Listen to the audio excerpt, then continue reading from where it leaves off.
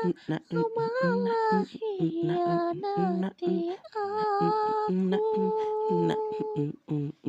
senyap ada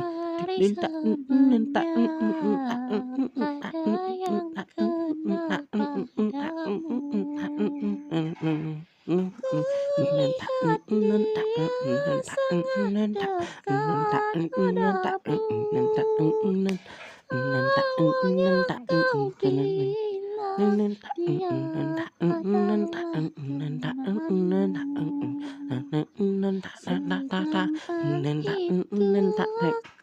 hidupku di balik kulitmu. Sekarang ini aku milikmu.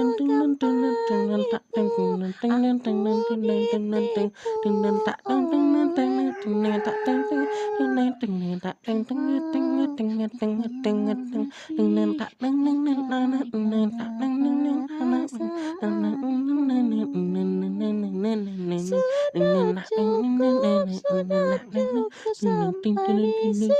Kau tinggalkan sendiri di sini. Sudah cukup, sudah cukup semuanya ini. Aku tak tahan lagi menghadapimu. Kalau memang benar cinta kau ingin saya pura-pura dalam. Kata-kata hanya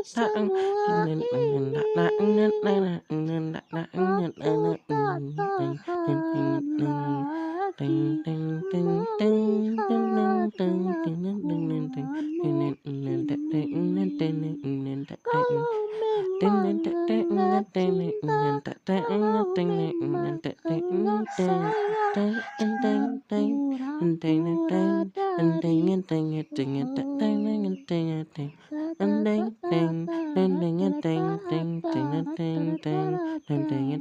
pura-pura.